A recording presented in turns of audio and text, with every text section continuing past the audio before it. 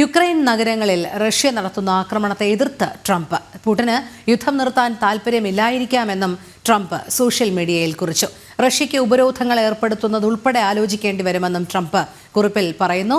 Ukraine president സെലൻസ്കിയുമായി റോമിൽ നടന്ന ചർച്ചകൾക്ക് ശേഷമാണ് ട്രംപിന്റെ നിലപാട്. ഐസൺ ജോസ് ചേരുന്നു. ഐസൺ, റഷ്യ യുക്രൈൻ യുദ്ധം അവസാനിപ്പിക്കാനുള്ള എല്ലാ മുൻകൈയും എടുക്കാം എന്ന് അമേരിക്ക വ്യക്തമാക്കിക്കൊണ്ടിരിക്കുമ്പോഴാണ് നിലവിൽ ഇപ്പോൾ യുക്രൈൻ നഗരങ്ങളിൽ റഷ്യ നടത്തുന്ന ആക്രമണത്തെ ട്രംപ് എതിർത്തിരിക്കുന്നത്. നേരത്തെ ക്രിമിയ ഉൾപ്പെടെയുള്ള കാര്യങ്ങളിൽ അമേരിക്കൻ പ്രസിഡന്റ് ഒരു നിലപാട് സ്വീകരിച്ചിരുന്നു. പക്ഷേ ഇപ്പോൾ പുടിന് യുദ്ധം നിർത്താൻ താല്പര്യം ഇല്ലായിരിക്കാം എന്നുള്ളൊരു സാഹചര്യത്തിൽ നിലപാടിലേക്കും ട്രംപിന്റെ പരാമർശങ്ങൾ എത്തുമ്പോൾ നമുക്കിതിനെ എങ്ങനെ നോക്കിക്കാണാം?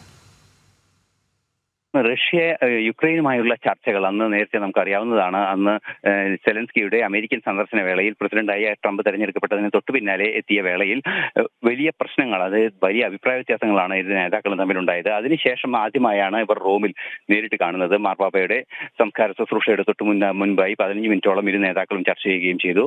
അത് ഫ്രഞ്ച് പ്രസിഡന്റ് ഇമ്മാനുവൽ മാക്രോണിന്റെ നേതൃത്വത്തിൽ ഇരു നേതാക്കളും തമ്മിൽ ചർച്ച ചെയ്യാനുള്ള ഒരു അവസരം ഒരുക്കുകയായിരുന്നു. ഈ ചർച്ചയ്ക്ക് ശേഷമാണ് ട്രംപിന്റെ തിരിച്ചു വരുന്ന വഴിയിലാണ് ട്രംപ് ട്രൂത്തിൽ, തന്റെ സ്വന്തം സോഷ്യൽ മീഡിയ ട്രൂത്തിൽ ഇത്തരത്തിലൊരു പോസ്റ്റ് ചെയ്തിരിക്കുന്നത്. ആ പോസ്റ്റിൽ വളരെ വ്യക്തമായി പറയുന്നത് യുദ്ധം നിർത്താനുള്ള താല്പര്യം റഷ്യക്കില്ല എന്ന് സൂചിപ്പിക്കുന്ന സാഹചര്യങ്ങളാണുള്ളത്. അത്തരം സാഹചര്യങ്ങൾ അംഗീകരിക്കാനാവില്ല എന്ന കൃത്യമായ നിലപാട് തന്നെയാണ് ഇപ്പോൾ ട്രംപ് അറിയിച്ചിരിക്കുന്നത്. മാത്രമല്ല, ഇരു രാജ്യങ്ങളും തമ്മിലുള്ള ഈ പ്രശ്നം വഷളാകാതെ കൊണ്ടുപോകേണ്ടത് അനിവാര്യമാണ് എന്ന ഒരു നിലപാടും വളരെ കൃത്യമായി ട്രംപ് അറിയിക്കുകയും ചെയ്യുന്നുണ്ട്.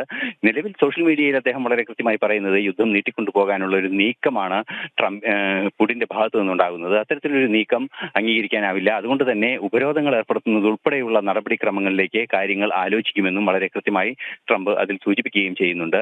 എന്തുതന്നെയായാലും യുക്രൈൻ യുദ്ധം ഇന്നലെയോടെ, അതായത് ഇക്കഴിഞ്ഞ ശനിയാഴ്ചയോടെ അവസാനിക്കാനുള്ള ധാരണ ഉണ്ടാകുമെന്ന ഒരു പ്രതീക്ഷ നേരത്തെ പങ്കുവച്ചിരുന്നു. എന്നാൽ അതൊന്നും നിലവിൽ ഇതുവരെ യാഥാർത്ഥ്യമാവില്ല എന്നൊരു വസ്തുത കൂടി നിലനിൽക്കുകയാണ് ട്രംപിന്റെ പ്രതികരണം ഉണ്ടായിരിക്കുന്നത്. പ്രത്യേകിച്ചും പോപ്പിന്റെ സംസ്കാര ശുശ്രൂഷ വേളയ്ക്ക് മുന്നോടിയായി നടന്ന ചർച്ചകളിലാണ് ഇക്കാര്യങ്ങളിലെല്ലാം തന്നെ ഒരു സൂചനകൾ ലഭിക്കുന്ന ഒരു സാഹചര്യം ഉണ്ടായത്. നമുക്കറിയാവുന്നതാണ്, യൂറോപ്യൻ യൂണിയൻ രാജ്യങ്ങൾ ഒരു മീഡിയേഷൻ നടത്തുന്നുണ്ട് യുക്രൈന് വേണ്ടി.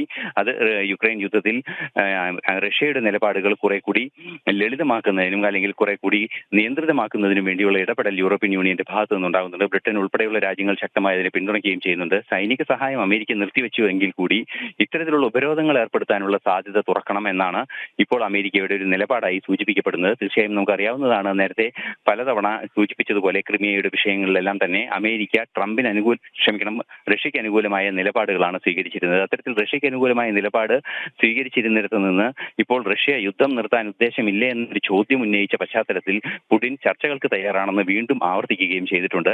ഇത്തരത്തിൽ തുടർച്ചയായി ഈ ചർച്ചകൾ നീണ്ടുപോകുന്ന ഒരു സാഹചര്യമാണ് നിലവിൽ കാണാൻ സാധിക്കുന്നത്. എന്ത് തന്നെയായാലും അധികം വൈകാതെ ഒരു സമാധാന ധാരണയിലേക്ക് നീങ്ങുമെന്ന പ്രതീക്ഷ നിലനിൽക്കുന്നുണ്ട്.